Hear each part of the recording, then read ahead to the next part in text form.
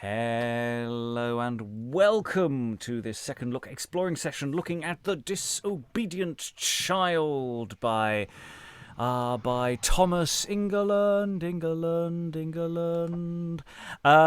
It's a play we have looked at before in theory on these YouTube exploring sessions, but sadly the video for that went horribly wrong, and so we only had the audio. So that's gone out on the podcast. It went out on the podcast over a year ago. So though this is a second look, you won't be able to find the first look as a video on YouTube. It's not there. This is a sort of combined first look sort of thing.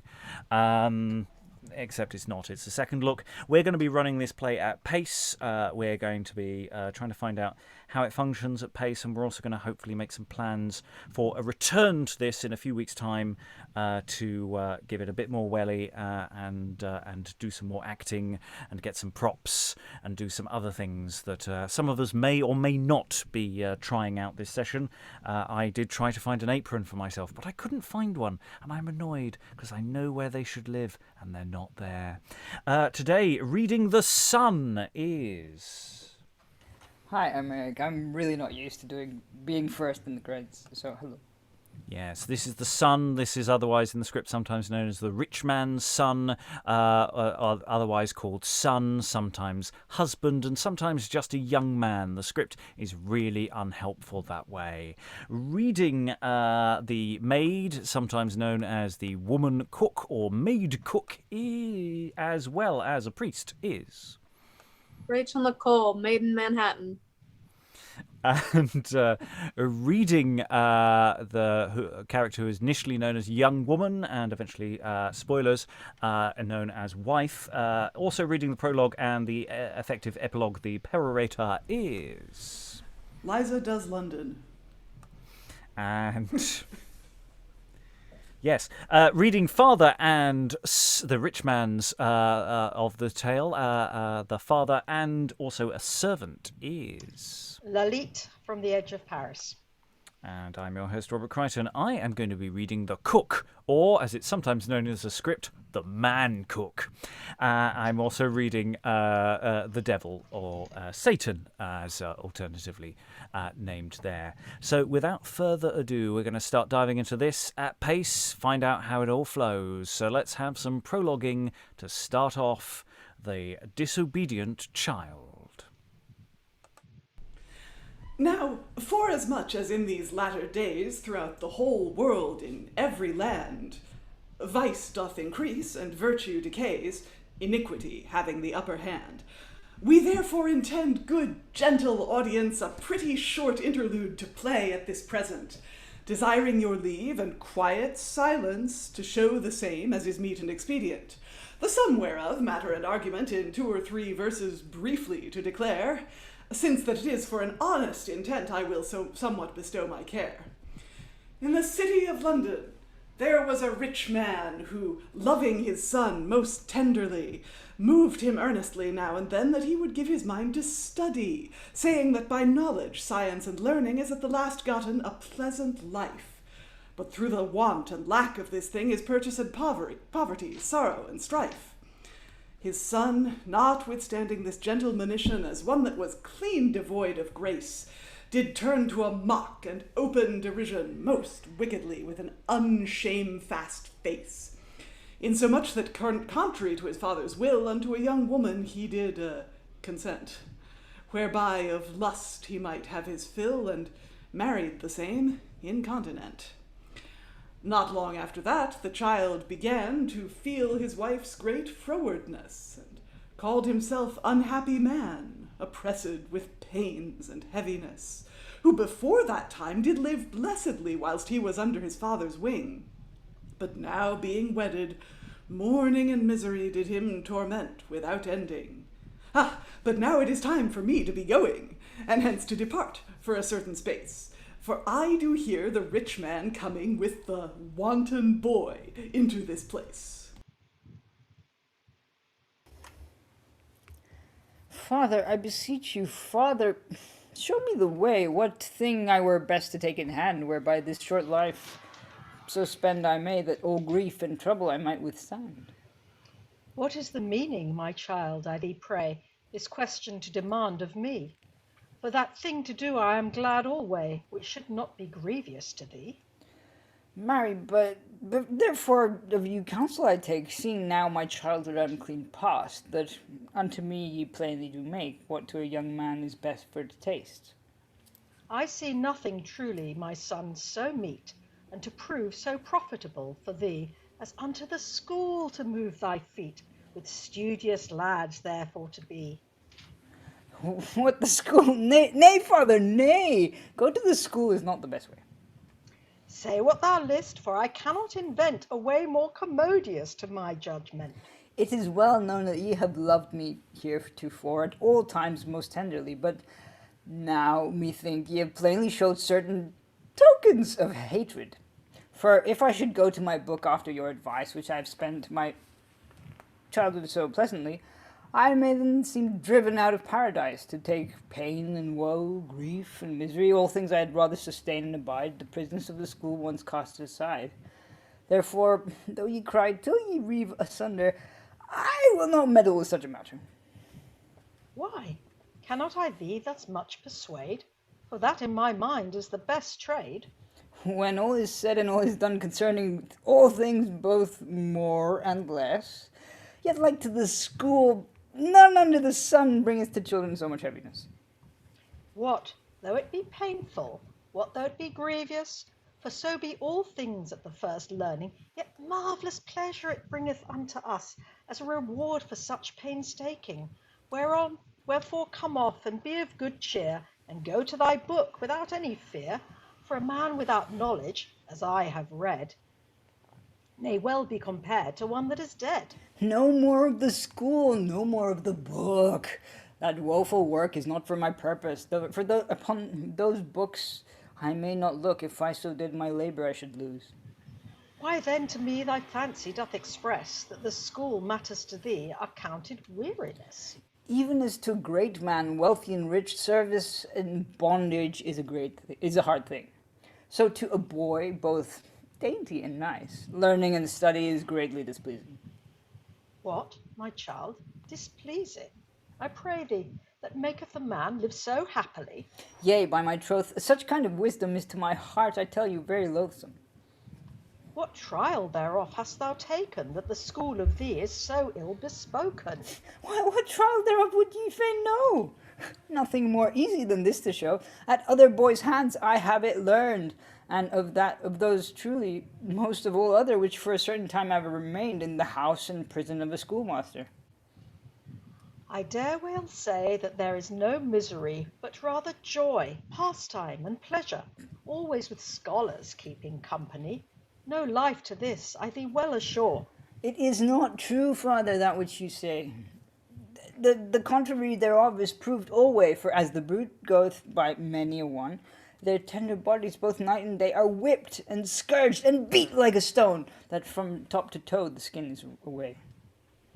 Is there not, say they, for them in this case, given other while for pardon some place? None, truly none, but that, alas, diseases among them do grow apace, for out of their back and side doth flow of very gore blood marvellous abundance, and yet for all that is not suffered to go, till death be almost seen in their countenance. Should I be content thither then to run, where blood from my breach thus should spun? So long as my wits shall be mine own, the schoolhouse for me shall stand alone. But I am sure that this kind of fashion is not showed to children of honest condition. Of truth, with these masters there is no difference, for alike towards old is their wrath and violence. Son, in this point thou art quite deceived, and without doubt falsely persuaded, for it is not to be judged that any schoolmaster is of so great fierceness and cruelty, and of young infants so sore a tormentor, that the breath should be about to leave the body. Father, this thing I could not have believed, but of late days I did behold an honest man's son that hereby buried, which through many stripes was dead and cold. Peradventure the child of some disease did labour, which was the cause of his sepulture. With no disease, surely was he disquieted, as unto me it was then reported. If that with no such thing he were infected, what was the cause that he departed? Men say that of this man, his bloody master, who like a lion most commonly frowned, being hanged up by the heels together, was belly and buttocks grievously whipped, and last of all, which, to speak I tremble, that his head to the wall was often crushed. Thus to think, son, thou art beguiled verily, and I would wish thee to suppose the contrary, and not for such tales my counsel to forsake, which only do covet thee learned to make. If Demosthenes and Tully were present truly, they could not print it within my head more deeply. Yet by thy father's will and intercession thou shalt be content that thing to pardon. Command what ye list, that only accepted, and I will be ready to your mind to fulfill. But whereas I should to the school have resorted, my hand to the palmer submitting still, I will not obey ye therein to be plain, though with 1,000 strokes I be slain. Woe is me, my son, woe is me, this heavy and doleful day to see. I grant indeed I am your son, but you my father shall not be, if that you will cast me into that prison where torn in pieces ye might me see. Where I might see thee torn and rent? O Lord, I could not such a deed invent. Nay, by the mass I hold ye a groat, those cruel tyrants cut not my throat. Were better it were myself did slay, than they with the rod my flesh should flay. Well, I would we did this talk omit, for it is loathsome to me every whit. What trade then, I pray thee, shall I devise, whereof thy living at length may arise? Wilt thou follow warfare, and a soldier be appointed, and so among Trojans and Romans be numbered? See ye not, masters, my father's advice? Have ye the like at any time heard? To will me thereto, he is not wise, if my years and strength he did regard. Ye speak worse and worse, whatsoever ye say. This manner of life is not a good way. For no kind of office can me please, which is subject to wounds and strokes always. Somewhat to do it is meet and convenient. Wilt thou then give thy diligent endeavour to let thy youth unhonestly be spent, as do poor knaves which jackses do scur? For I do not see that any good art, or any honest science or occupation, thou wilt be content to have a part after thy father's mind and exhortation. Labour in very deed, God send him that life which stands in need. There be many fathers that children have, and yet not make the worst of them a slave. Might not you of yourself be well ashamed, which would have your son thither constrained? I would not have thee driven to that succour, yet because the scriptures declare that he should not eat, which will not labour, some work to do, it must be thy care. Father, it is but a folly with you to strive, but yet notwithstanding I hope to thrive. That this thine intent may take good success, I pray God heartily of his goodness. Well, shall I in a few words rehearse what thing doth my conscience pierce? Therewith I am, son, very well contented. Yea, but I think that ye will not be pleased. Indeed, peradventure it may so chance. Nay, but I pray you, without any perchance, shall not my requests turn to your grievance. If it be just and lawful which thou dost require. Both just and lawful, have ye no fear. Now therefore ask, what is thy petition? Lo, this it is, without further dilation, for so much as all young men for this my beauty, as doth the moon and stars, I do far excel. Therefore, out of the hand, with all speed possibly, to have a wife, methink, would do well. For now I am young, lively, and lusty, and welcome besides to all men's company. Good Lord, what do I hear? Is this your beginning to perform my desire? Alas, my child, what meaneth thy doting? Why dost thou covet thy own undoing? I know not in the world how to do the thing that to his stomach may be delighting. Why, foolish idiot, thou goest about a wife, which is a burden and yoke all thy life. Admit she shall as a burthen with me remain, that yet I will take one if your good will I attain. Son, it shall not be thus by my counsel. I trust ye will not me otherwise compel. If thou were as wise as I have judged thee, thou wouldst in this case be ruled by me. To follow the country I cannot be turned. My heart thereon is stiffly fixed. What, I say, about thine own destruction?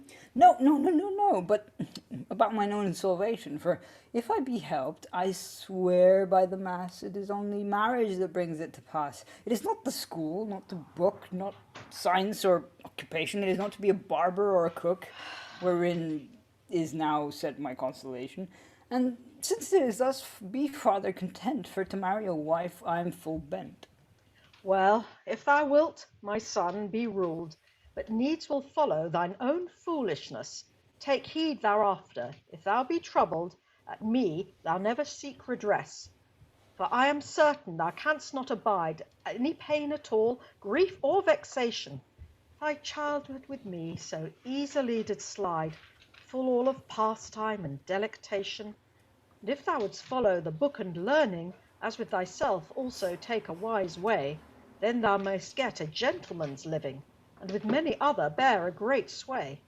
Besides this, I would in time to come, after my power and small ability, help thee and further thee, as my wisdom should me most counsel for thy commodity. And such a wife I would prepare for thee as should be virtuous, wise, and honest, and give thee her after my degree, whereby thou mightest always live in rest. I cannot, I tell ye again, so much of my life consume at my book without a wife. I perceive, therefore, I have done too well, and showed overmuch favour to thee, that now against me thou dost rebel, and for thine own furtherance will not agree. Wherefore of my goods thou gettest not a penny, nor any succour else at my hands, for such a child is most unworthy to have any part of his father's lands. I do not esteem, father, your goods or lands, or any part at all of your treasure, for I judge it enough to be out of bands, and from this day forward to take my pleasure. Well, if it shall chance thee thy folly to repent, as thou art like within short space, think none but thyself worthy to be shent, letting my counsel to take no place. As touching that matter, I will no man blame. Now, farewell, father, most heartily for the same. Farewell, my son, depart in God's name. Room, I say, room, let me be gone. My father, if he list, shall tarry alone. Now at last I do myself consider how great grief it is and heaviness to every man that is a father, to suffer his child to follow wantonness. If I might live 100 years longer, and should have sons and daughters many, yet for this boy's sake I will not suffer one of them all at home with me to tarry. They should not be kept thus under my wing, and have all that they desire, for why it is but their only undoing. And after the proverb, we put oil to the fire. Wherefore we parents must have a regard our children in time for to subdue, or else we shall have them ever untoward, yea, spiteful, disdainful, naught and untrue. And let us them thrust alway to the school, whereby at their books they may be kept under, and so we shall shortly their courage cool, and bring them to honesty, virtue, and nurture. But alas, nowadays, the more is the pity, science and learning is so little regarded, that none of us doth muse or study to see our children well taught and instructed. We deck them, we trim them with gorgeous array, we pamper and feed them and keep them so gay, that in the end of all this they may be our foes. We bath them, we kiss them, we look round about, we marvel and wonder to see them so lean.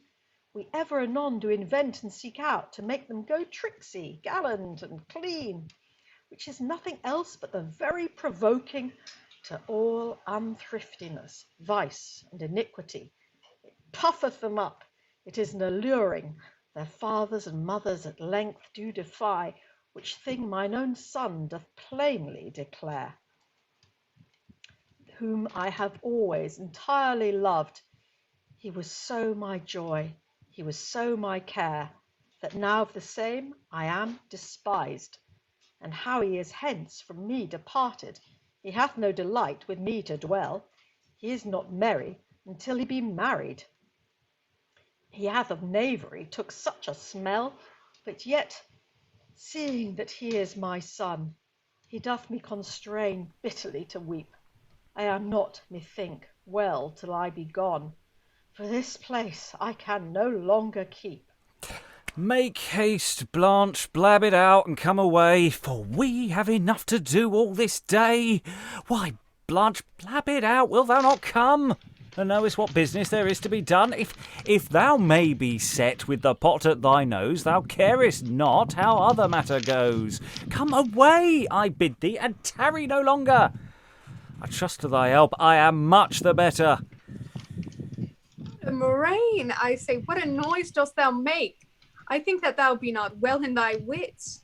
I never heard man on this sort to take, with such angry words and hasty fits. Why dost thou remember what is to be bought for the great bridal against tomorrow? The market must be in every place sought for all kinds of meats. God give thee sorrow. What banging, what cursing long tongue is with thee? I made as much speed as I could possibly. I wish thou mightest have tarried for me until in all points I had been ready. I have for thee looked full oft heretofore, and yet for all that said never the more. Well, for this once I am with thee content, so that hereafter thou make more haste. Or else, I tell thee, thou wilt it repent to loiter so long till the market be past, for there must be bought beef, veal, and mutton, and that even such as is good and fat, with pig, geese, conies, and capon. How sayest thou, Blanche? Blab it out unto that. I cannot tell, Long Tongue, what I should say.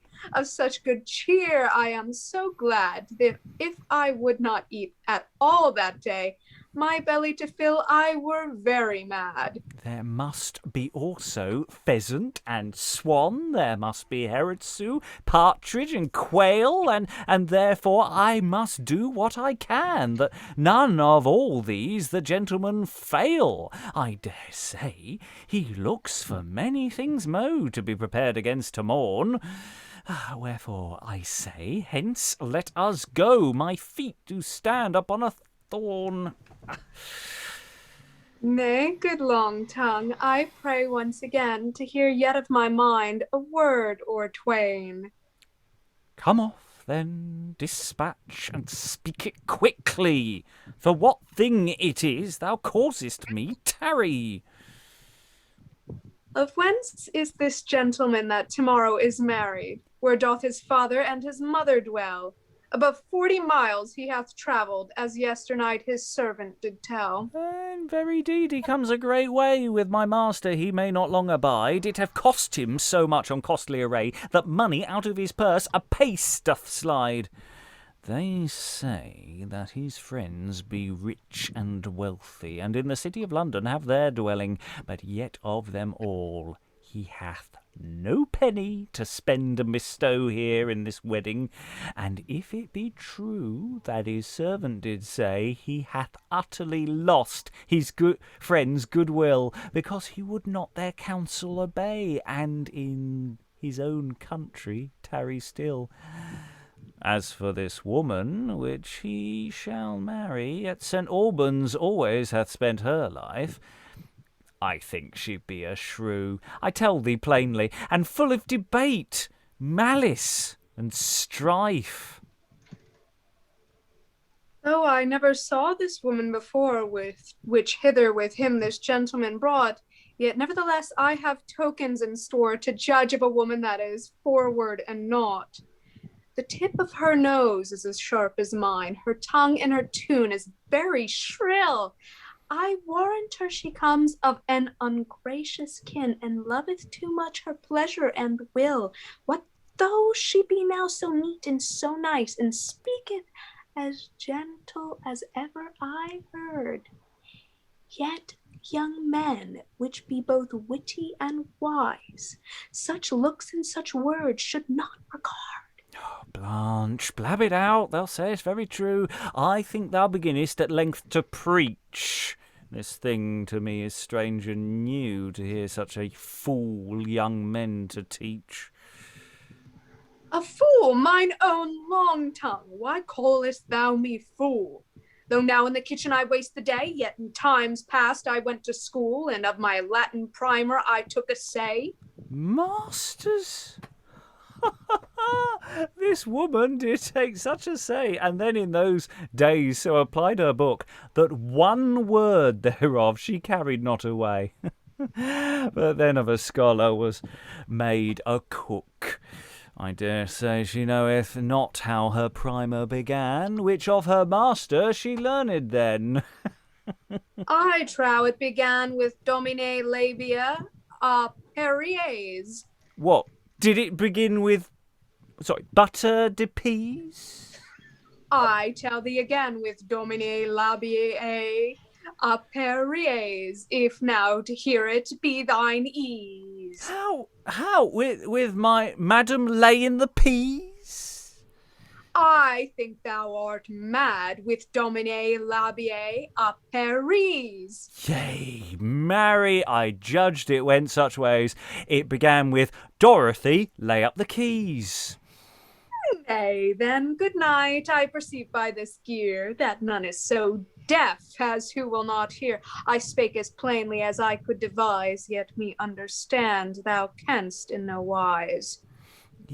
Why yet once again, and I will better listen and look upon how thy lips do open.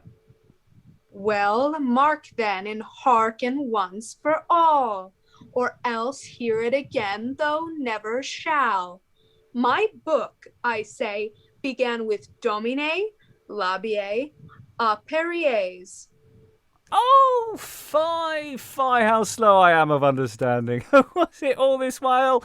Domine, labia, aperes. Oh, belike I've lost my sense of hearing with broiling and burning in the kitchen a days.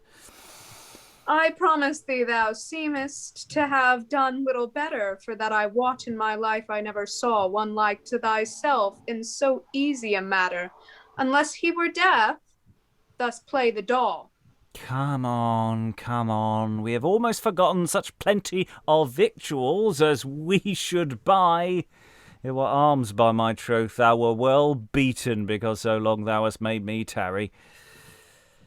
Tush, tush, we shall come in very good season, if so be thou goest as fast as I. Take up thy basket and quickly have done. We will be both there by and by. I, for my part, will never leave running until I have come to the sign of the whiting.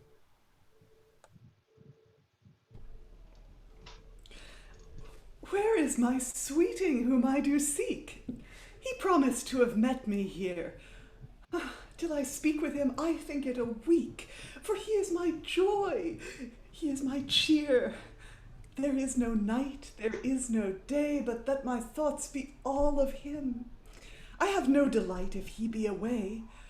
Such toys in my head do ever swim. But behold at the last where he doth come, for whom my heart desired long. Now shall I know all and some, or else I would say I had great wrong. My darling, my coney, my bird so bright of blee, sweetheart, I say, all hail to thee. How do our loves, be they fast asleep, or the old liveliness do they still keep? Do you ask, and my love be fast asleep? Oh, if a woman may utter her mind, my love had almost made me to weep, because that even now I did not you find. I thought it surely a whole 100 year till in this place I saw you here. Alack, alack, I'm sorry for this. I had such business I might not come, but ye may perceive what my wit is, how small regard I have in wisdom. Whereas ye ask me concerning my love, I well assure you it doth daily augment. Nothing can make me start or move, you only to love is mine intent. And as for my love, it doth never relent, for of you do I dream, of you I do think. To dinner and supper I never went, but of beer and wine to you I did drink. So now of such things therefore to make an end, which pitiful lovers do cruelly torment, to marriage in God's name let us descend, as unto this hour we have been bent. Your will to accomplish, I am as ready as any woman. Believe me truly. This ring, then, I give you as a token sure, whereby our love shall always endure. With a pure pretense your pledge I take gladly, for a sign of our love, faith, and fidelity. Now I am safe, now I am glad. Now I do live, now I do reign. Methought till now I was too sad, wherefore sadness fly hence again. Away with those words which my father brought out. Away with this sageness and exhortation. He could not make me his fool or his lout, and put me besides this delectation. Did he judge that I would go to the school, and my time spend after this sort? I am not his calf, nor yet his fool. This virgin I kiss is my comfort.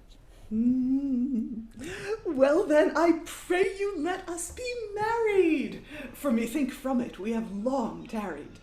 Agreed, my sweeting, it shall then be done, since that thy good will I have gotten in one. There would this day be very good cheer, that everyone his belly may fill, and 3 or 4 minstrels would be here, that none in the house sit idle or still. Take ye no thought for abundance of meat that should be spent at our bridal, for there shall be enough for all men to eat, and minstrels besides, thereto shall not fail. The cooks, I dare say, a good while gone, with such kind of flesh as I did them tell, are from the market both come home, or else mine coney they do not well. I knew before that I come to this place, we should be married together this day, which caused me then forthwith in this case to send for victuals ere I came away. Wherefore then, I pray you, shall we go to our inn, and look that everything be made ready?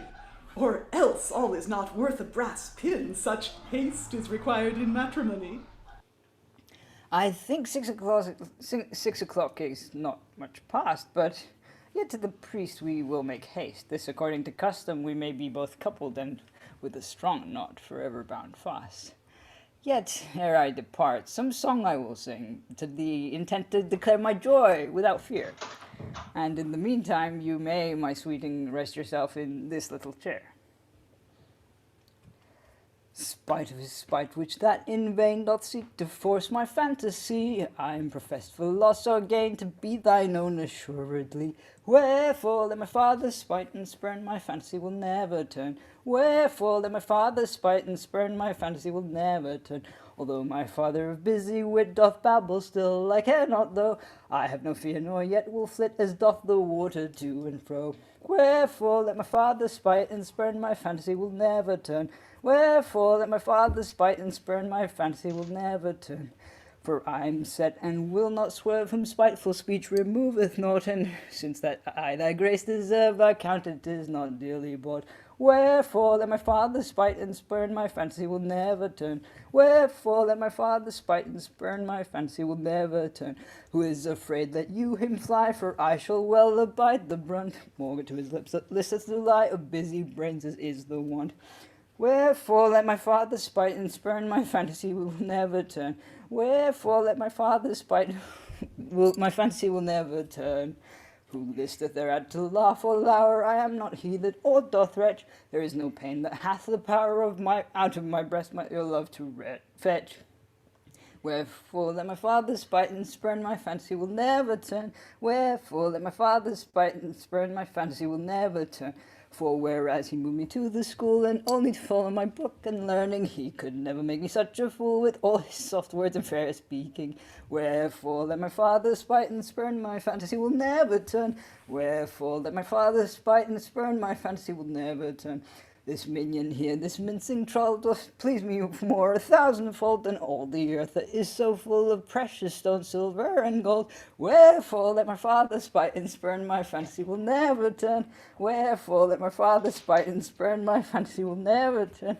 Whatsoever I did was for her sake, it was for her love and only pleasure. I count it no labor, such labor to take in getting to me so high a treasure. Wherefore let my father spite and spurn my fancy will never turn. Wherefore let my father spite and spurn my fancy will never turn. This day I intended for to be merry, although my heart father be far hence. I know no cause for to be heavy, for all this cost and great an expense. Wherefore let my father spite and spurn my fancy will never turn. Wherefore let my father spite and spurn my fancy will never turn. How like ye this song, my own sweet rose? Is it well made for our purpose? I never heard in all my life a better, more pleasant, more meet for the matter. Now let us go then, the morning is nigh gone. We cannot any longer here remain. Farewell, good masters, every one, till from the church we come again.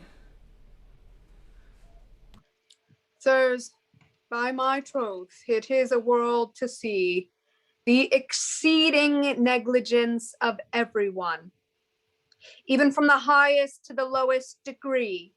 Both goodness and conscience is clean gone. There is a young gentleman in this town who this same day now must be married. Yet though I would bestow a crown, that knave the clerk cannot be spied.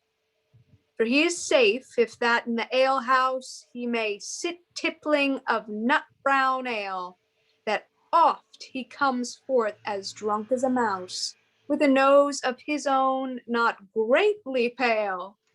And this is not once, but every day, almost of my faith throughout the whole year, that he these tricks doth use to play, without all shame, dread, and fear. He knoweth himself that yesternight the said young gentleman came to me, and then desired that he might this morning betimes married be.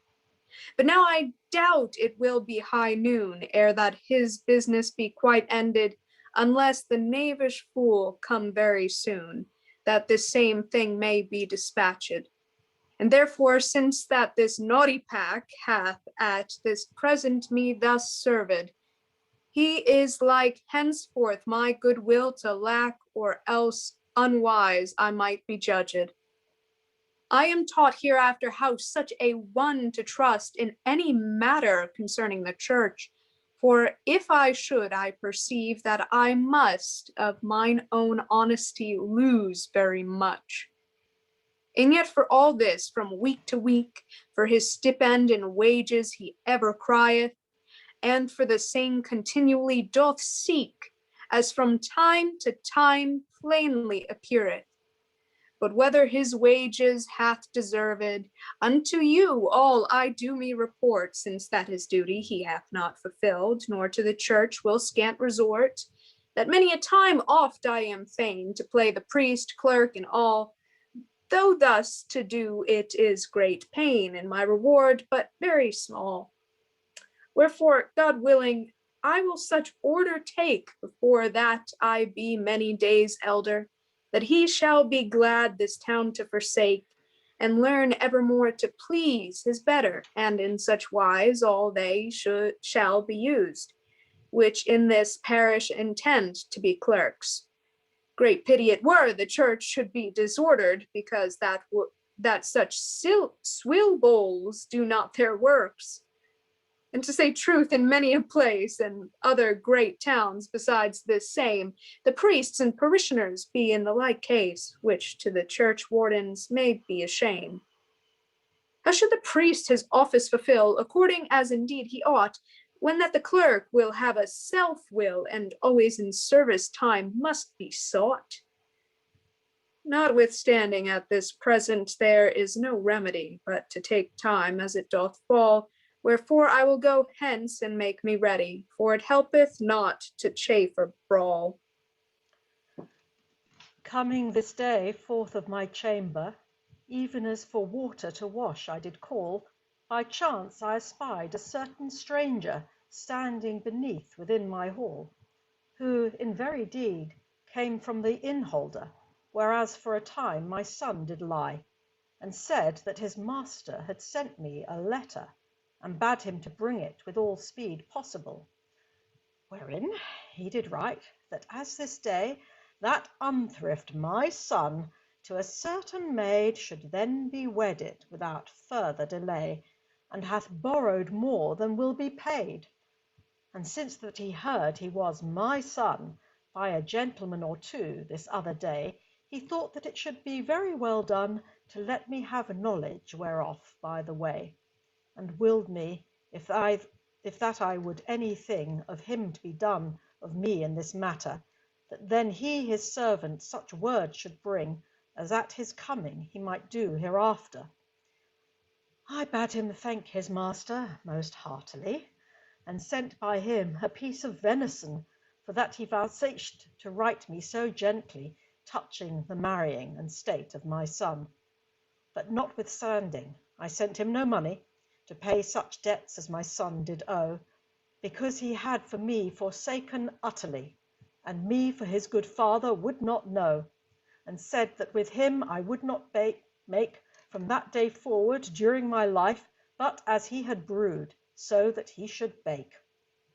Since of his own choosing he gat him a wife. Thus, when his servant from me departed, into my chamber I went again, and there a great while I bitterly weeped. This news to me was so great a pain. And thus with these words I began to moan, lamenting and mourning myself all alone. O madness! O doting of those young folk! O minds without wit, advice, and discretion, for whom their parents can bear no stroke, in that their first matrimonial conjunction they know not what misery, grief, and unquietness will hereafter ensue of their extreme foolishness. Of all such labours they be clean ignorant, which in the nourishing and keeping of children to their great charges it is convenient either of them henceforth to sustain, concerning expenses bestowed in a house, they perceive as little as doth the mouse. On the one side the wife will brawl and scold, on the other side the infant will cry in the cradle. And anon, when the child waxeth somewhat old, for meat and drink he begins to babble. Hereupon cometh it that at markets and fairs a husband is forced to buy many wares. Yet for all this hath my foolish son, as wise as a woodcock without any wit, despising his father's mind and opinion, married a wife for him most unfit, supposing that mirth to be everlasting, which then at the first was greatly pleasing. How they two will live I cannot tell, whereto they must trust, they have nothing. My mind giveth me that they will come to dwell at length by their father for want of living.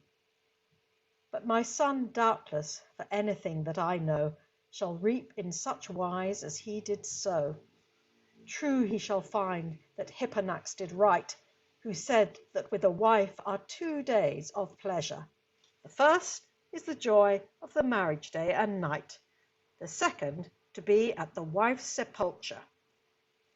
And by this experience he shall prove true, that of his bridal great evils do ensue, and, as I suppose, it will prove in his life, when he shall wish that to him it may chance, which unto Eupolis and also his wife, the night they were wedded, fell for a vengeance, who with the heavy ruin of the bed were slain. As the poet Ovid in these 2 verses make plain, sit tibi conjugi nox prima novissimi vitae, Eupolis hoc perit et nova nupta modo. Ovidius, writing against one Ibis his enemy, that the first night of his marriage did wish the last of his life might be certainly. For so, quoth he, did Eupolis and his wife perish. Yet to my son I pray God to send, because thereunto me nature doth bind, though he hath offended, a better end than Eupolis and his wife did find. And now I shall ever long, ever anon, till some of those courters come riding thither, unto the which my son is gone, to know how they do live together. But I am fasting, and it is almost noon, and more than time than that I had dined. Wherefore from hence I will go soon.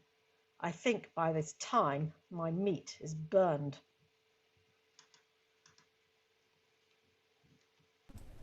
Oh, my sweet wife, my pretty coney. Oh, my husband, as pleasant as honey. Oh, Lord, what pleasures and great commodity are heaped together in matrimony. How vehement, how strong a thing love is. How many smirks and dulcet kisses. What smiling, what laughing, what sport, pastime, and playing. What tickling, what toying, what dallying, what joying. The man with the wife is wholly delighted, and with many causes to laughter and force. When they two drink, they drink together. They never eat but with one another. Sometimes to their garden forth they walk, and into the field sometime they go. With merry tricks and gestures they talk, as they do move their feet to and fro.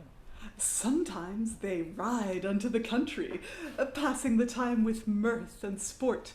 And when with their friends they have been merry, home to their own house do they resort. Sometimes abroad they go to see plays and other trim sights for to behold, when often they meet in the highways much of their acquaintance they knew of old. Sometime to the church they do repair to hear the sermon that shall be made, though to remember it they shall have small care, for why they be now but few of that trade. Sometimes at home cards they play, sometimes at this game, sometimes at that. They need not with sadness to pass the day, nor yet to sit still or stand in one plat. And as for us wives, occasions do move sometimes with our gossips to make good cheer, or else we did not, as did us behove, for certain days and weeks in the year. I think that a man might spend the whole day declaring the joys and endless bliss which married persons receive always, if they love faithfully, as meet it is. Wives cannot choose but love earnestly, if that their husbands do all things well, or else, my sweetheart, we shall espy that in quietness they cannot dwell. If they do not, it may be a shame, for I love you heartily, you are sure, or else I were truly greatly to blame. Ye are so loving, so kind and demure. I trust that with neither hand nor foot ye shall see any occasion by me, but that I love you even from the heart root, and during my life so intend to be. Who then merry marriage can discommend, and will not with Aristotle in his Ethics agree? But will say that misery is the end, when otherwise I would find it to be. A politic man will marry a wife, as the philosopher makes declaration, not only to have children by his life, but also for living, help, and sustentation. Who will not with Heracles plainly confess that mankind to society is wholly adjoining, and in this society, nevertheless, of worthy wedlock took the beginning, without the which no city can stand, nor household be perfect in any land. Pythagoras, Socrates, and Crates also, which truly were men of very small substance, as I heard my father tell long ago, did take them wives with a safe conscience, and dwell together, supposing that they were unto philosophy neither stop nor stay. Yea, what can be more according to kind than a man to a woman himself to bind? Away with those, therefore, that marriage despise, and of dangers thereof invent many lies. But what is he that cometh yonder? Do ye not think it is our man? Somewhat there is that he hasteth hither, for he makes as much speed as he can. Master, there is a stranger at home. He would very fain with you talk, for until that to him ye do come forth of the doors, he will not walk. Come on then, my wife, if it be so, let us depart hence for a season, for I am not well till I do know if that man's coming the very reason. Let them go both, and do what they will, and with communication fill their belly, for I, by St. George, will tarry here still. In all my life I was never so weary. I have this day filled so many pots with all manner wine, ale, and beer, that I wish their bellies full of bots, long of whom was made such cheer. What kinds of meat, both flesh and fish, have I, poor knave, to the table carried? From time to time, dish after dish, My legs from going never ceased. What running had I for apples and nuts, what calling for biscuits, comfits, and carraways. A vengeance, said I, light on their guts that makes me to turn so many ways. What crying there was for cards and dice, what roisting, what ruffling they made within. I counted them all not greatly wise, for my head did almost ache with the din. What babbling, what jangling was in the house, what quaffing, what bibbing with many a cup, what some lay along as drunk as a mouse, not able so much as their heads to hold up. What dancing, what leaping, what jumping about, from bench to bench, from stool to stool, that I wondered their brains did not fall out, that they so outrageously played the fool. What juggling was there upon the boards, what thrusting of knives through many a nose, what bearing of forms, what holding of swords, and putting of bodkins through leg and hose. Yet for all that they called for a drink, and said they could not play for dry, that many at me did nod and wink, because I should bring it by and by. Howsoe'er they sported, the pot still did walk. If that were away, then all was lost, for ever anon the jug was their talk. They passed not who bear such charge and cost. Therefore let him look his purse be right good, that it may discharge all that is spent, or else it will make his hair grow through his hood. There was such havoc made at this present. But I am afeard my master be angry, that I did abide thus long behind. Yet for his anger I pass not greatly, his words they be but only wind. Now that I've rested so long in this place, homeward again I will hie me apace. Where is my husband? Was he not here? I marvel much whither he is gone. Then I perceive I am not much the near, but lo, where he cometh hither alone. Wot you what, husband, from day to day with dainty dishes our bodies have been filled.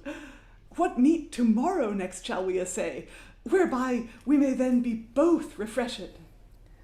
Do ye now provide and give regard for victuals hereafter to be prepared? But that I know, husband, it lieth us in hand of things to come to have a consideration. I would not once will you to understand about such business my careful provision. It is needful, therefore, to work we make haste, that to get both our livings we may know the cast. To trouble me now and make me vexed, this mischievous means as thou invented. What trouble for thee? What kind of vexation have I to disquiet thee caused at this present? My only mind is to make expedition to seek for our profit, as is convenient.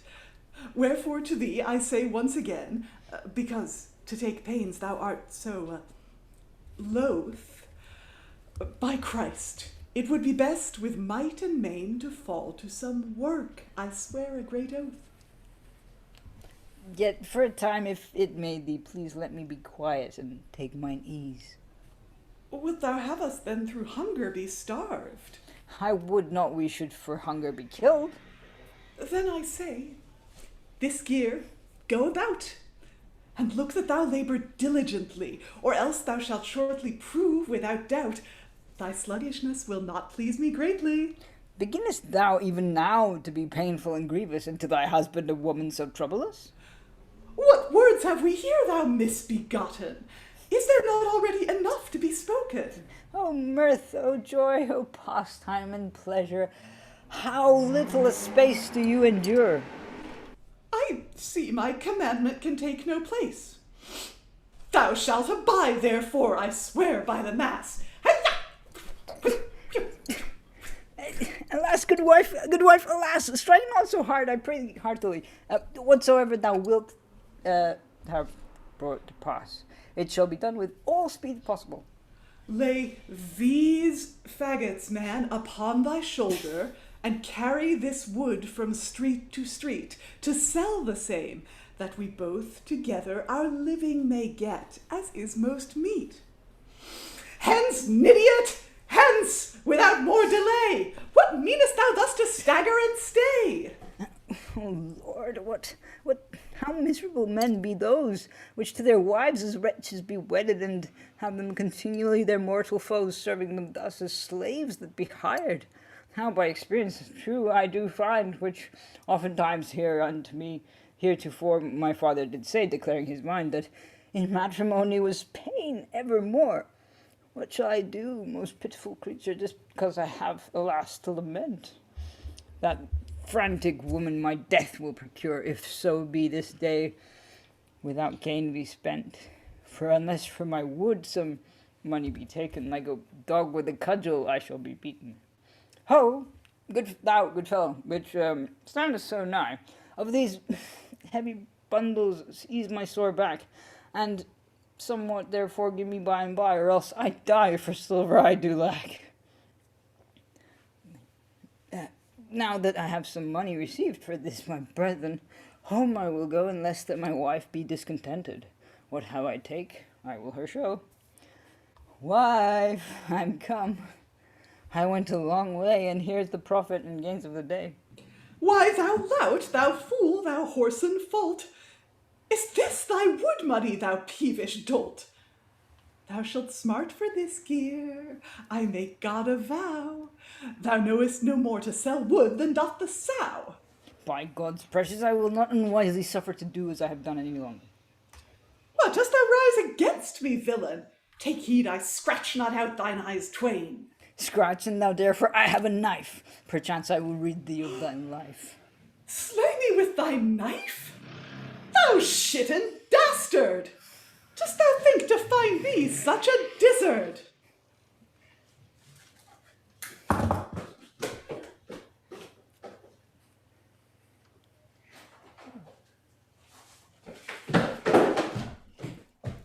By God's bones! I will make thy skin to rattle, and the brains in thy skull more deeply to settle. Good wife, be content. Forgive me this fault. I will never again do that which is not. I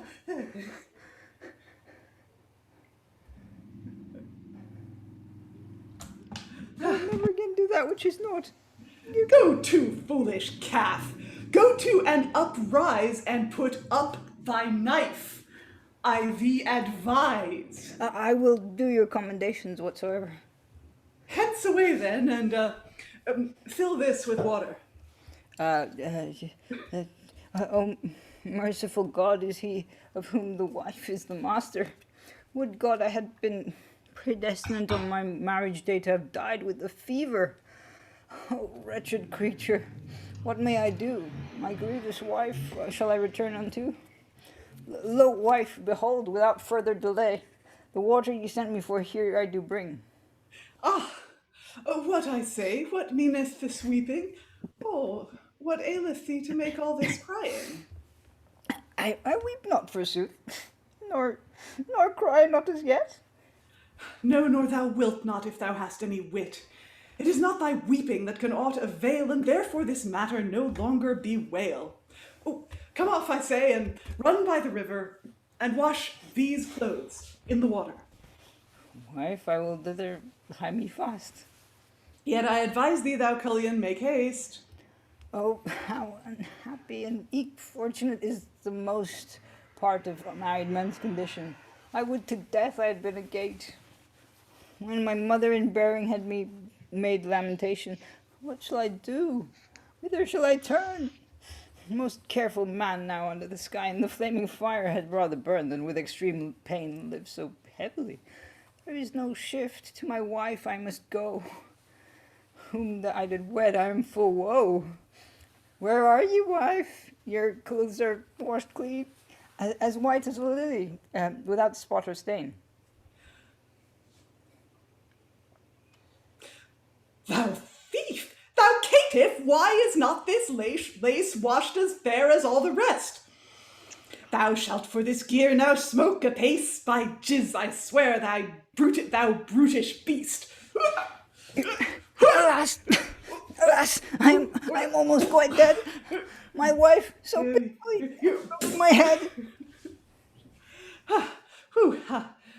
Well, I perceive the time will away, and into the country to go have I promised. Look therefore thou go not from hence today, till home again I am returned. Take heed, I say, this house thee retain, and stir not for anything out of my door until that I come hither again, as thou wilt be rewarded therefore. The flying fiend go with my wife, and in her journey ill may she speed. I pray God Almighty to shorten her life. The earth at no time doth bear such a weed, though I be a gentleman born and come by my ancestors of a good blood. Yet I'm like to wear coat torn, and hither and thither go carry wood. But rather than this life this life will abide. Tomorrow morning I do intend home to my father to ride, if some man his horse will me lend. She is to her gossips gone to make merry, and there she will be for 3 or 4 days. She cares not, though I do now miscarry, and suffer such pain and sorrow always. She leaveth to me neither bread nor drink, but such as I judge no body would eat. I might by the walls lie dead and stink for any great wholesomeness in my meat. She walketh abroad, and taketh her pleasure, herself to cherish in all her care. Or how can I live with naughty fare? And since it is so, without further delay, to my father tomorrow I will away. Oh, what a fellow am I. Give room, I say, both more and less. My strength and power hence to the sky no earthly tongue can well express. Oh, what inventions, crafts, and wiles is there contained within this head! I know that he is within few miles, which of the same is throughly sped. Oh, it was all my study, day and night, cunningly to bring this matter to pass. In all the earth there is no wight but I can make to cry, alas! This man and wife that not long ago fell in this place together by the ears, it was only I that this strife did sow, and have been about it certain years.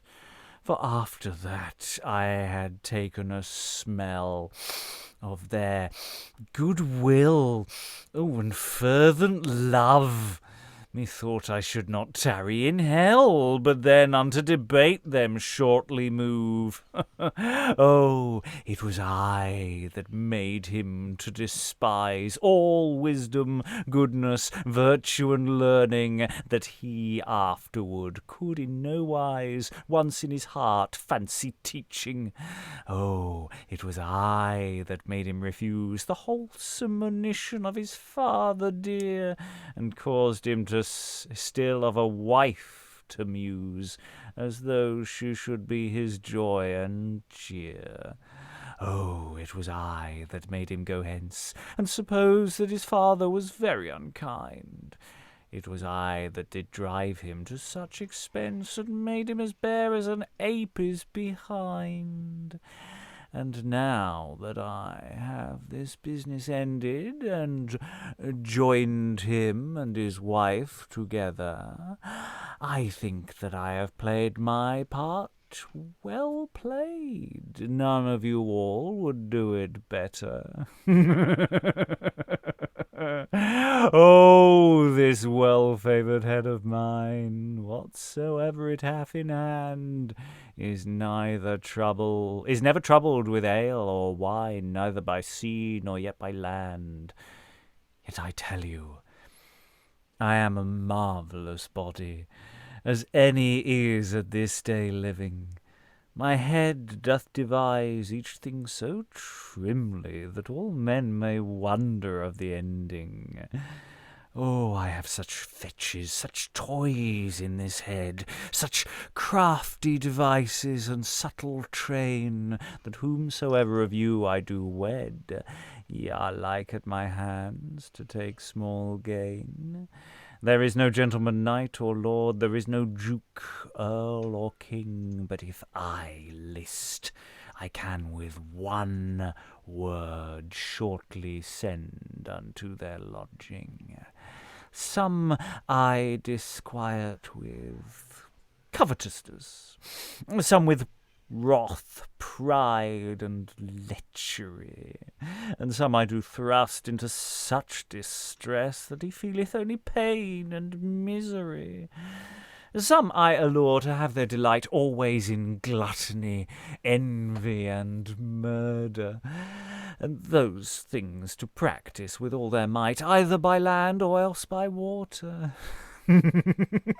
There is none to be compared to me, I tell you, in any point, with a great sort myself. I have tried, that boldly ventured many a joint, and when for a time we had wrestled and showed our strength on either side, yet oftentimes a fall they received, when through my policy their feet did slide. Wherefore, my dear children, I warn ye all, take heed of my temptation. For commonly at the last ye have the fall, and also be brought to desperation. Oh, it is a folly for many to strive, and think of me to get the upper hand, for unless that God make them to thrive, they cannot against me stick or stand.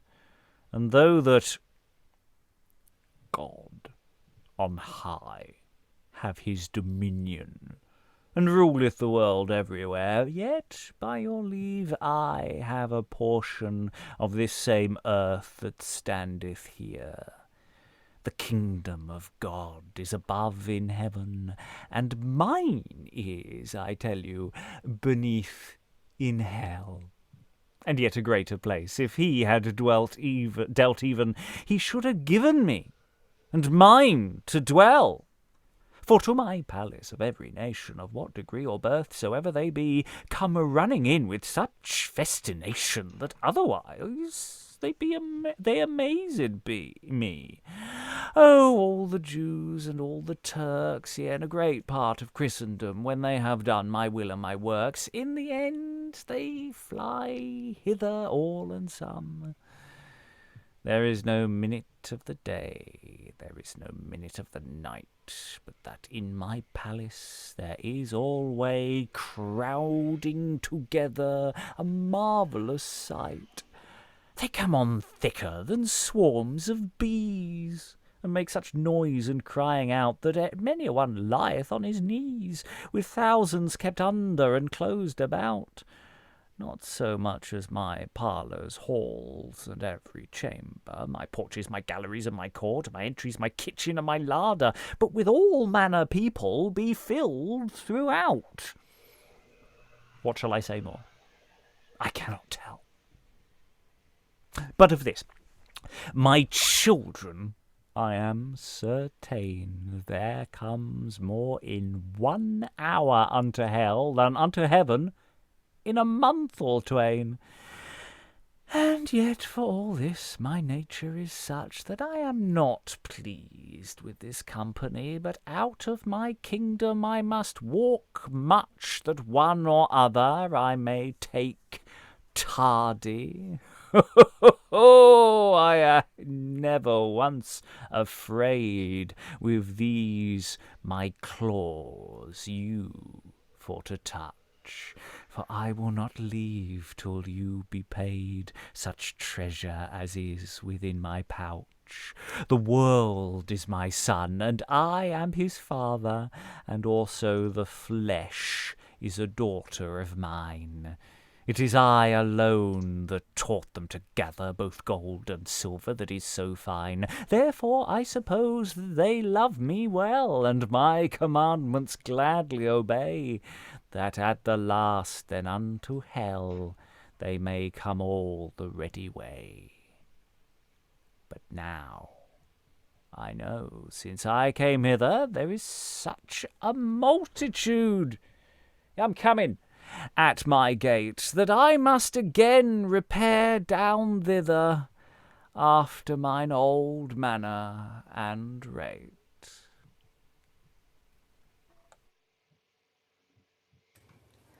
How glad am I that my journey is ended, which I was all about this all day. My horse to stand still I never suffered, because I would come to the end of my way. But yet I'm sorry that I cannot find my loving father at home at his place, that unto him I may break my mind and let him know my miserable case. I have been wild, I have been wanton, I have ever followed my fancy and will. I have been to my father a froward son, and from my day-to-day continued still. I have always proudly disdained those that in my madness gave me good counsel. I counted them my most mortal foes, and stoutly against them did rebel. The thing that was good I greatly hated, as one which lacked both wit and reason. The thing that was evil I ever loved, which now I see is my confusion. I could not abide of the school to hear. Masters and teachers my heart abhorred. Methought the book was not fit gear for my tender fingers to have handled. I counted it a pleasure to be daintily fed and to be clothed in costly array. I would most commonly slug in my bed until it were very far forth day. And to be short, anon after this, there came such fancies in my brain that to have a wife whom I might kiss, I reckoned to be the greatest gain. But yet, alas, I was quite deceived. The thing itself doth easily appear. I had been buried, when to my father I gave not ear. That which I have clean spent, and kept so much riot with the same, that I am now fain a coat that is rent, alas, to wear for very shame. I have not a cross left in my purse to help myself now in my need. That well I am worthy of God's curse and of my father to have small meed. But, except mine eyes do me beguile, that man is my father, whom I do see, and now as he comes without craft or wile, to him I will bend on either knee. Father, father, father, my father most dear. My son, my own child, with thee what cheer? All such sayings as in my mind as at the first time ye studied to settle, most true, alas, I do them find as though they were written in the gospel. Those words, my son, I have almost forgotten. Stand up, therefore, and kneel no longer. And what it was I spake so often, that 2 or 3 words recite to thy father. If that ye be, father, well remembered, as the same, I believe ye cannot forget. You said that so soon as I were married, much pain and trouble thereby I should get. Hast thou by proof, son, this thing tried? Yea, alas, too much I have experienced. My wife I did wed, all full of frenzy. My steely poor shoulders hath now so bruised, that like to a cripple move me weakly, being full often with the staff thwacked. She spareth no more my flesh and bone than if my body were made of stone. Her will, her mind, and her commandment from that day hither I have fulfilled, which, if I did not, I was bitterly shent, and with many strokes grievously punished. That would God the hour when I was married in the midst of the church I might have sinked. I think there is no man under the sun that here on the earth beareth life, which would do such drudgery as I have done at the unkind words of such a wife. For how I was used, and in what wise, a day to declare will not suffice. If this be not true as I have spoken, to my good neighbours I may report, who other whiles when I was smitten my wife to be gentle did then extort. For glad was I to abide all labour, whereby the less might be my dolour. Wherefore, good father, I you humbly desire to have pity of me and some compassion, or else I am like to lie fast in the mire without any succour or consolation. For me at this hour I have not a penny myself to help in this great misery.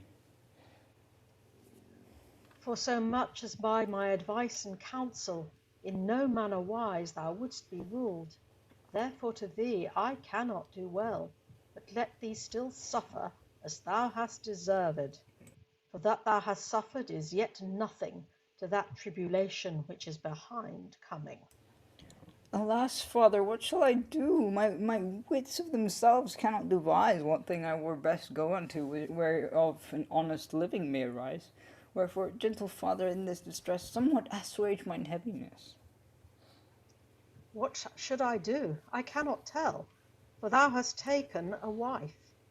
With me, thy father, thou mayst not dwell, but always with her spend thy life. Thou mayst not again thy wife forsake, which during life to thee thou didst take. Alas, I am not able thus to endure, though thereunto I were never so willing, for my wife is of such a crooked nature as no woman else in this day living, and if the truth I shall confess, she to me is an evil that is endless. If that thou thinkest thyself alone, only to lead this irksome life, thou mayst learn what grief, sorrow, and moan Socrates had with Xanthippa his wife. Her husband full oft she taunted and checked, and, as the book saith, unhonestly mocked. I cannot tell what was Socrates' wife, but mine I do know, alas, too well. She is the one that evermore is full of strife and of old scolders beneath the bell. When she speaketh best, then bloweth her tongue. When she is still, she fighteth apace. She is an old witch, though she be young. No mirth with her, no joy or solace. I cannot, my son, thy state redress. Me, thy father, thou didst refuse. Wherefore now help thine own foolishness, and of thy wife no longer muse. My wife went forth into the country with certain gossips to make good cheer, and bade me at home still to be, that at her return she might find me there. And if that she do take me from home, my bones, alas, she will make to crackle. And me, her husband, is a stark moan, with knocking and mocking she will handle. And therefore, if I may not here remain, yet, loving father, give me your reward, that I may with speed ride home again, and to my wife's words would have some regard. If that at the first thou wouldst have been ordered, and done as thy father counselled thee, so wretched a life had never chanced, whereof at this present thou complainest to me. But yet come on, to my house we will be going, and there thou shalt see what I will give, a little to help thy need living, since that in penury thou dost live. And that once done, thou must hence again, for I am not he that will thee retain. This interlude here, good gentle audience, which presently before you we have played, was set forth with such care and diligence as by us truly might well be showed. Short it is, I deny not, and full of brevity. But if ye mark thereof the matter, then choose ye cannot but see plainly how pain and pleasure be knit together. By this little play, the father is taught after what manner his child to use, lest that through cockering at length he be brought his father's commandment to refuse. Here he may learn a witty lesson betimes to correct his son, being tender, and let him not be lost and undone with wantonness of mischief the mother. For as long as the twig is gentle and pliant, every man knoweth this by experience, with small force and strength it may be bent, putting thereto but little diligence. But after that it waxeth somewhat bigger, and to cast his branches largely beginneth. It is scant the might of all thy power, that one bough thereof easily bendeth. This twig to a child may be well applied, which in his childhood and age of infancy with small correction may be amended, embracing the school with heart and body, who afterward with overmuch liberty, ranging abroad with the bridle of will, despiseth all virtue, learning, and honesty, and also his father's mind to fulfill, whereby at the length it so falleth out that this the young stripling after that day runs into confusion without any doubt, and like for evermore quite to decay. Wherefore take heed, all ye that be parents, and follow apart after my counsel, Instruct your children and make them students, that unto all goodness they do not rebel. Remember what writeth Solomon the Wise, qui parcit virgae odit filium. Therefore, for as much as ye can devise, spare not the rod, but follow wisdom. Further, ye young men and children also, listen to me and hearken a while, what in few words for you I will show, without any flattery, fraud, or guile.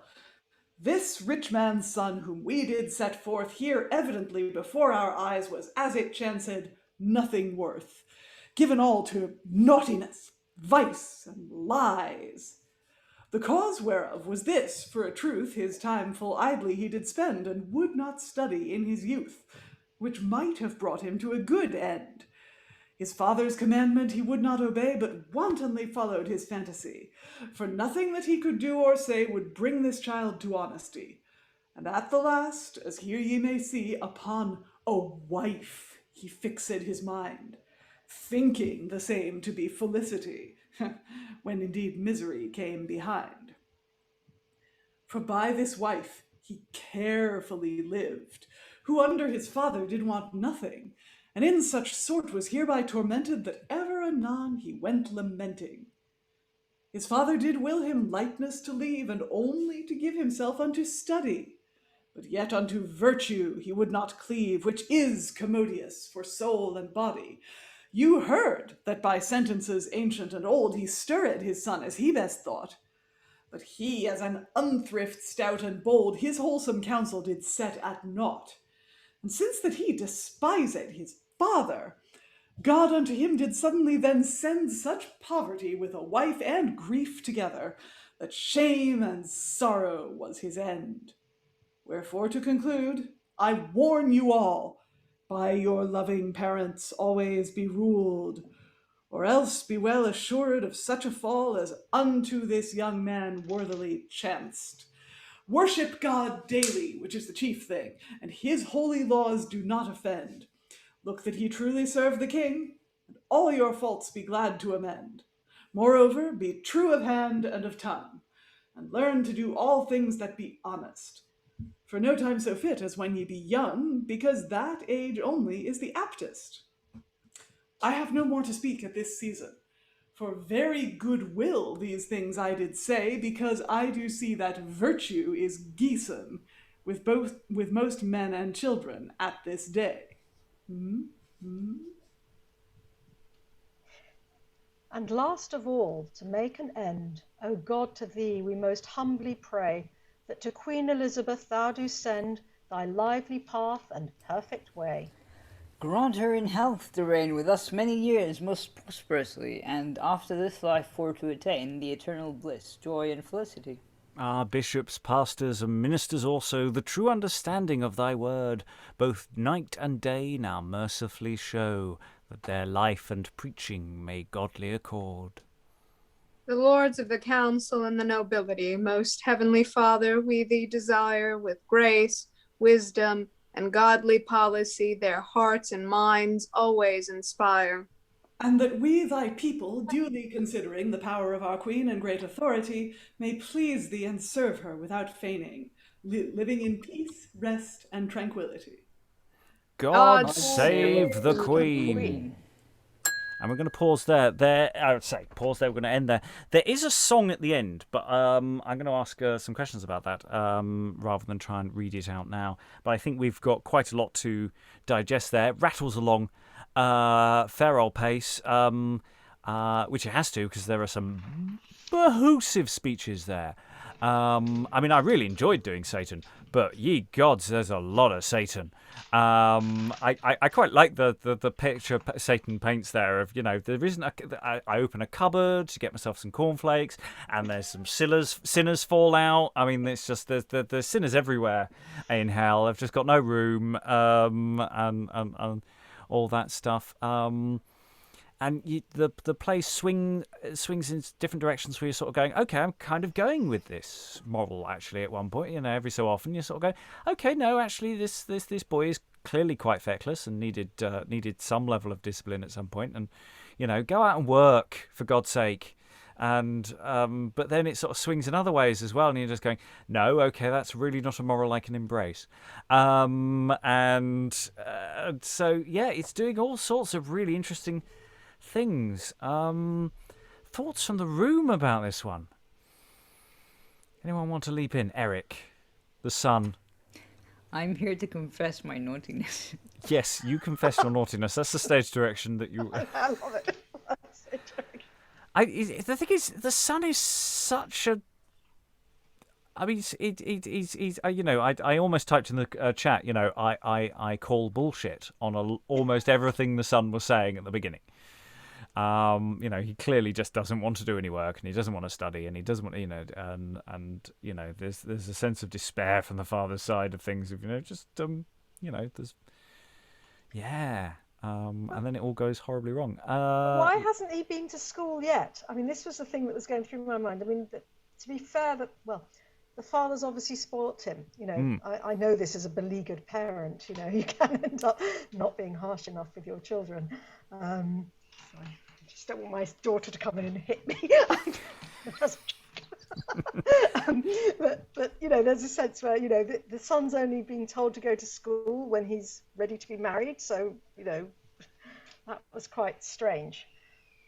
I don't know how schooling in the Middle Ages worked, but Elizabethan, remember? Elizabethan, sorry. Yeah. Yes, I don't know why I always think of morality plays as Elizabethan, but Eric.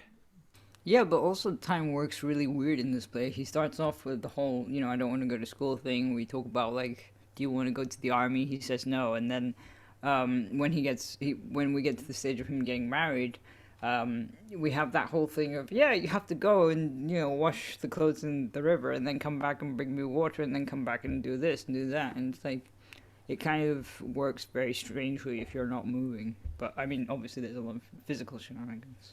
Yeah, there are lots of time jumps. The play keeps parachuting us forward through time.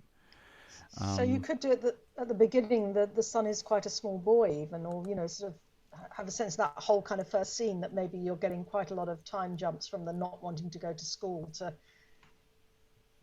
I'm wondering if that's a possible way of playing it. That you're seeing the son at various stages in his life. Liza, are you waving or just your hand next to your head? Well, I was just kind of gesturing, but not waving with intent. I was just kind of...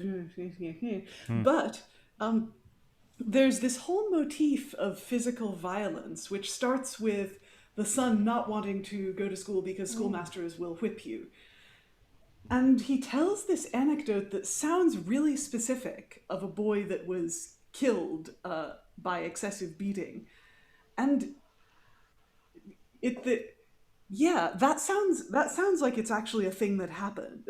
I mean, it sounds like it's a specific anecdote because of the specific kinds of violence that the son talks about. That was the point where I was calling bullshit on the son, because I was just going, that's the kind of story a son would tell, and and I don't want to go to that school because they beat you till you die. That's how I felt with that. But you thought it felt real. Yeah, I think it reads like journalism. Rachael, I saw your hand. No, I was gonna say I feel like that is supposed to be a moment where we're not supposed to believe him, because even though we know there's discipline, it's not supposed to be that bad. Even though I think even though I don't like that as a play motif, who is it? The Brontes, they had older siblings that, even though it wasn't physical violence, they were basically fed dog food and at their school, and I don't know, got some sort of consumption and passed away. The eldest ones. But I was gonna say, that it's supposed to sound like a bullshit story of violence, kind of works into his wife physically beating him later on, because it's kind of a boy that cried wolf situation, that the father can't believe him because he tells these outrageous lies in the past. So why is he going to believe that his wife is on the side of Satan or something, Yeah, the wife, doesn't go to school because he doesn't want to be beaten at school. He turns down the army because he doesn't want to be wounded in war.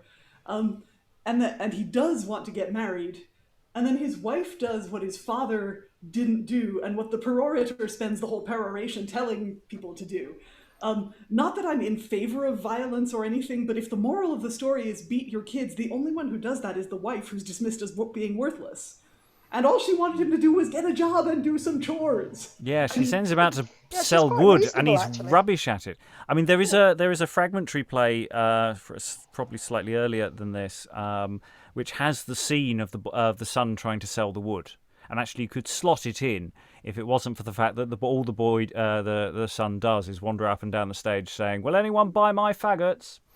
which has an unfortunate effect on a modern audience. So, yeah, I mean, I am in no way condoning abuse either of children or spouses, and it's all terrible, but yeah, it's really interesting to see the thread of violence, both spoken of and enacted, running through this play. Well, it's also, the tone of that. It seems to be that it is comedic in the way it's presented, and for better or worse, but also connecting that with what's going on with the cook and the maid as a sort of another example, but slightly different, because the cook keeps berating her, but you don't get the impression that actually he has any power in this relationship at all. There's a real back and forth between them. Yeah, I mean, that kind of seems like a marriage that works, even though they spend the entire time insulting each other. You get the opinion that they can both give as good as they get. And yes, Do we know that the cook and the maid are married, or is it just that they work together? That's a good question, actually. You're right, I don't think it's specified. Be interesting to play it that way, though. I mean, it would kind of counterbalance the bad marriage, if you like. Eric? I was going to say that the time thing could technically be solved by the prologue, because it says, in the city of London there was a rich man who, loving his son most tenderly, moved him earnestly now and then. Therefore, it's probably like that he would give his mind to study, so it's kind of assumed that it's multiple occasions. Yeah, I mean, I don't think there is a time problem with that first scene. I mean, apart from, I don't think necessarily time is travelling strangely during that scene. I think it's just the last gasp, a sort of example of it all, and then we jump forward in time in between scenes, as it were, and to a degree mid-scene in one case, but that might be one to workshop and have a think. We've got lots of bits of we've got the song, of course. It's a nice short song. This play does things to a certain degree of excess. These set piece speeches, and then these two-handers. I mean, I've marked the play out to double for 5. It could go down to less. I did it for 5 because of the numbering of the verses at the end, so it seems to be designed that way, and it gives you enough room for manoeuvre. But you could turn on a sixpence and make this work for fewer. You have various crunch points where it doesn't quite work.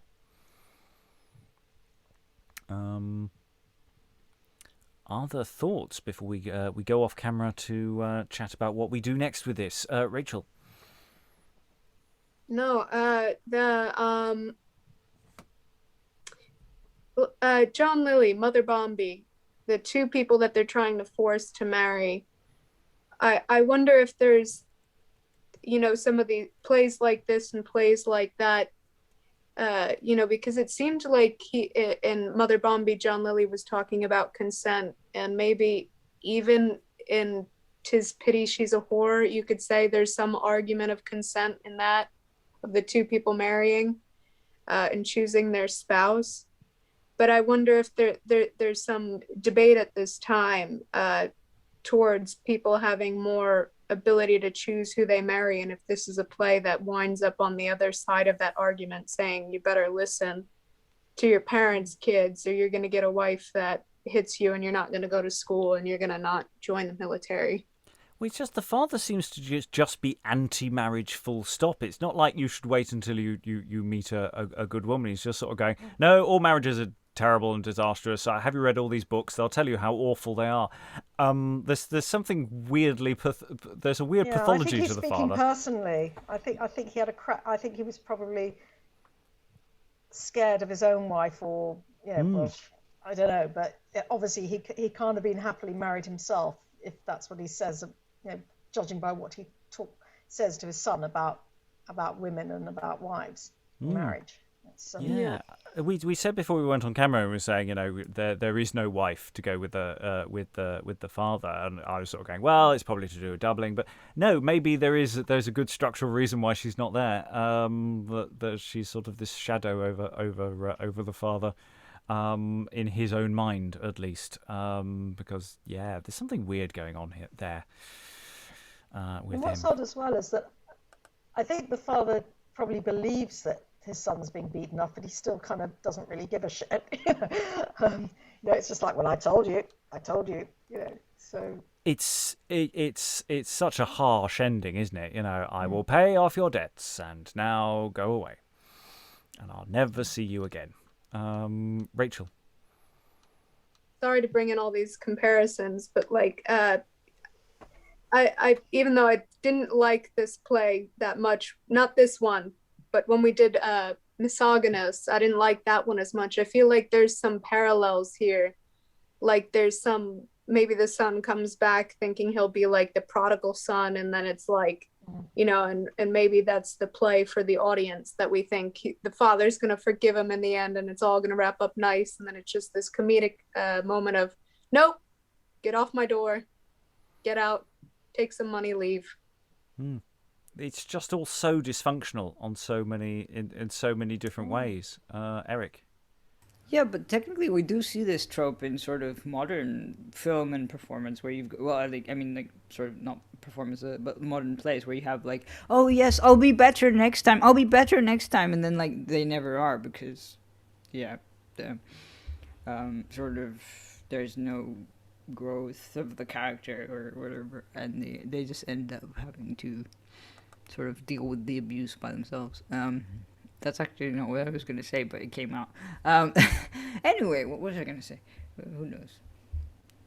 Other thoughts? Because now we have the practical question of returning to this one, for which we have various pragmatic questions involving, I've got a note here of, decide kiss points for when the two lovers are really happy with each other, and things like that.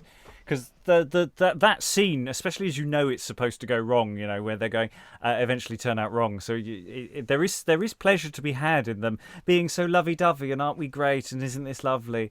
It kind of reminds me of Kermit and Miss Piggy. Yeah.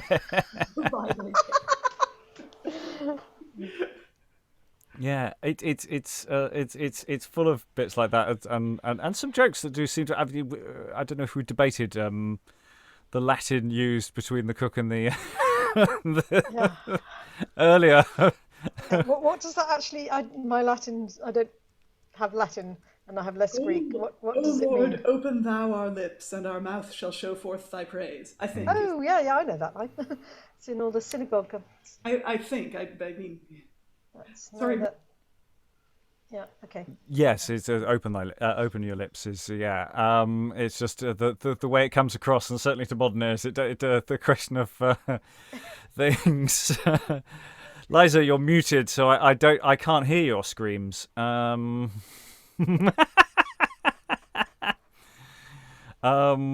playing it that way was fun, so I had no problem with that particularly. So yeah, but also that question of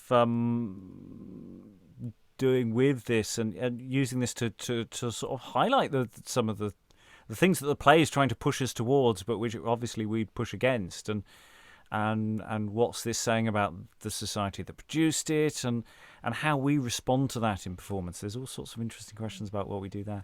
Any final thoughts before we, go to the room? Eric? I do find it interesting that it starts off as a sort of debate play, almost like Fulgence and Lucrece or something else. Like, Rachael also mentioned Gismund of Salern, which is quite like... I just like the way that he goes sort of, all these famous philosophers were married, but they were miserable, so don't get married. It's a very bad idea. Yeah, because normally you have plays where they're going, get married, get a nice, respectable marriage, and do well. They, don't have don't fornicate outside of marriage. Whereas this one's going, no marriage, no. It's better to marry than to burn. I mean, that's the classic. Yeah. So it is slightly odd. Would anyway. you cut any of it for a performance? Do you think if you actually wanted to do a performance, would you do the full text, or would you want to trim it? Well, that's to a degree this question that we're sorting over these next two sessions. We will continue doing it uncut. My instinct is in some of it, yes. I mean, the long speeches. I mean, Satan's speech is great, but it's really, it may work and be fine and work as stand-up, but it seems excessive. Most of the scenes, actually, in of themselves, work very well. The song the son sings, I would trim. But I don't think there's actually that much that... Actually, this one where I'm going, oh no, this has to go, that has to go. I think it's just a matter of doing most of it, just doing it well, and finding a way of getting across that gap between what was happening then and what's happening now, and making it sort of work that way. But it certainly feels very performable. I'm not here going, God, no, this bit can't. Oh, what are they saying there? There's none of that happening. Because in theory, that's the process. After we've done a second look, we go to a third look, where we discuss cuts and we take it down. But we've never got to a third look yet. Yeah. One day we will. It's a myth at the moment. Well, yeah. Oh, Liza, yes. I was going to say Thersites, but that was uncut, wasn't it? Because we were doing it for academics. Yeah. We just stopped for time reasons. Rachael. Nope, the same thing that Liza said. We've discussed. I've made notes about trims for Thersites, doing it live with an audience. Not to be confused with Thyestes. They're very different plays, even though they're spelt quite similarly. Anyway,